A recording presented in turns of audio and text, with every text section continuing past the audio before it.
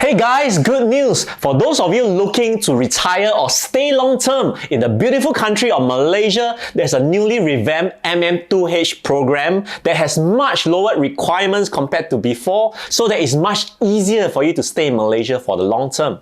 The MM2H Malaysia My Second Home program has now 3 tiers: Platinum, Gold and Silver, depending on the requirements of the duration of your visa and how much money you want to commit into Malaysia. And get this, a much lowered age requirement. And that's not all. For the money you are required to put into Malaysia, you can use up to 50% of withdrawal to buy things such as properties. Before we deep dive into the requirements, a short introduction for those of you who are new to the channel. I'm John, one half of the corporate breakout couple. My wife, friend and I retired young in 2020 at the age of 40 in Singapore, and we moved over to Penang, Malaysia in 2022. In our YouTube channel, we cover on topics such as financial independence and early retirement, topics that we are very passionate about. And because we travel a lot, we love to create videos that are insightful, such as cost of living videos and retirement destinations all over the world. In today's video, I'm not only going to cover about updated requirements on the MM2H program and its visa requirements, but also neighboring country comparisons such as Indonesia, Thailand, and even Singapore. For me, I'm a Singaporean and I'm fortunate enough to marry a Malaysian wife. Therefore, I'm actually on the spousal visa that allows me to stay in Malaysia for the long term. Do hit the like button and subscribe to join our YouTube channel, and let's go! Let me share a little background about the MM2H program. It was launched by the government of Malaysia, targeted at boosting the economy by attracting foreign retirees and working expats who are interested in having Malaysia as their second home. So it allows them to stay for the long term with multiple entry visa. Since the inception of the MM2H program in 2002, it has been very successful in terms of the economic effects for the Malaysian government. However, in 2021, there was a major change to the MM2H program. Even though they allowed people that were younger than 50 years old to come in, they have now changed the financial requirements, which made it very challenging for foreigners to come in. To qualify for the new MM2H requirements in 2021, you need a minimal liquid asset of 1.5 million ringgit, and offshore, this is the difficult one, monthly income of 40,000 ringgit. This is, if I understand correctly from my friends who had MM2H before, is 4 times more than before, and a fixed deposit account containing at least 1 million ringgit. Friend and I personally know people who were on the old MM2H program who actually sold their houses, packed up and went back to their own country because of these new requirements. Now, the latest update in December 2023, the government just rolled out a special edition of the MM2H program with much more relaxed conditions, but do note that this is only based on a 1-year trial, nothing firm after 1 year. And this has 3-tier programs, as I mentioned at the start of my video, which is Platinum, Gold and Silver tier. The highest tiering is the Platinum tier, of which the applicants must have a minimum amount of 5 million ringgit for fixed deposit. And here's the interesting part, you are allowed to withdraw half of the amount after 1 year. To purchase properties at 1.5 million minimal, or you can use it for healthcare and domestic travel, anything that can help to stimulate the Malaysian economy. And this has changed as well. Last time, it used to be a cumulative total of 90 days. Now you only need to reside 60 days in Malaysia, and those in the Platinum category can also stand to move on to earn permanent residency after obtaining the MM2H pass. What about the Gold and Silver tier? The key difference between the 3 tiering is in the fixed deposit amount, which is 2 million for Gold category and half a million ringgit for the Silver category, of which you have different duration for your visa, which is 15 years for Gold and 5 years for Silver, which of course you have an option to renew. For all 3 tierings, the minimum age requirement has also been reduced from 35 to 30, and that's fantastic. The 60 days of residency from the previous 90 days is the same for all 3 tierings. Here's another article by the Star for comparison and highlighting another significant change between the previous MM2H and the new one.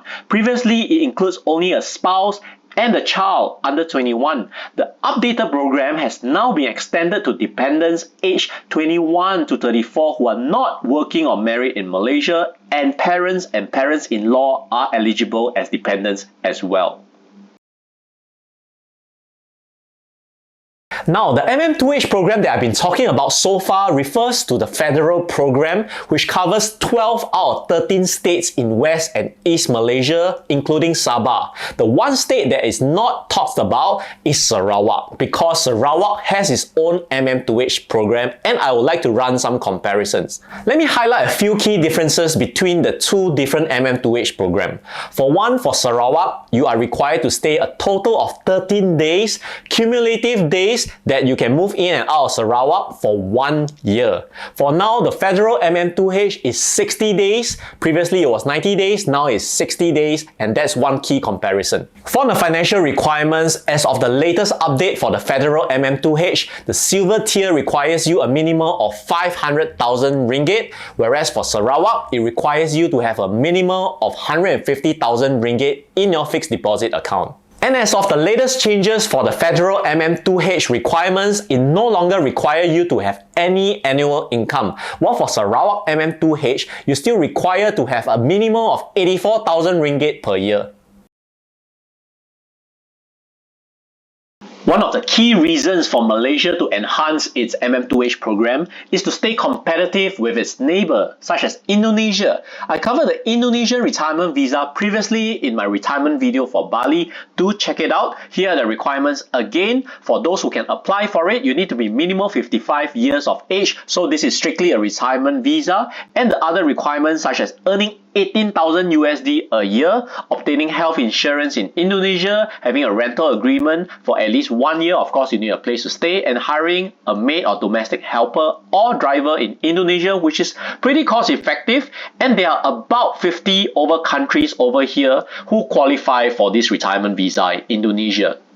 What about Thailand? Let's check it out. Also, in my previous video for retirement in Bangkok, I covered about the various visas for you to stay in Thailand for the long term. The first one is the Thai retirement visa, which requires you to be 50 years of age and above, security deposit of 800,000 baht in a bank account 2 months before you come on, and requires you a monthly income of 65,000 baht, which is roughly around 2,000 US dollars.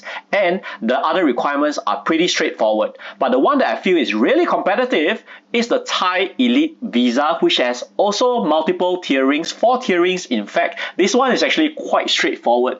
All you need to do is to pay like a membership fee, a one-time fee, and that gets you the visa. That's all. You don't need to put any fixed deposit, nor have any monthly income to qualify. And these are the most competitive ones compared to Malaysia. What about my home country, Singapore?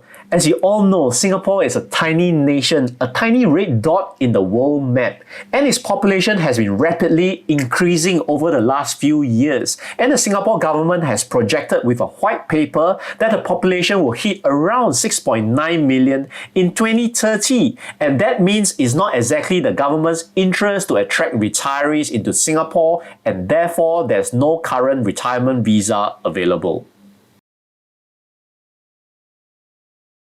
As a Singaporean who's lived in Malaysia for the last 1.5 years, I'd like to share with you how wonderful Malaysia is, with a lot of beautiful nature, a lot of diverse culture, people, language, food, so many different facets of Malaysia for you to really enjoy and experience. Friend and I are very blessed to have visited so many places in Malaysia just in 2023 alone. Do check out our previous videos for all our different adventures and experiences, and we intend to continue visiting a lot more places within both West and East Malaysia in the coming year.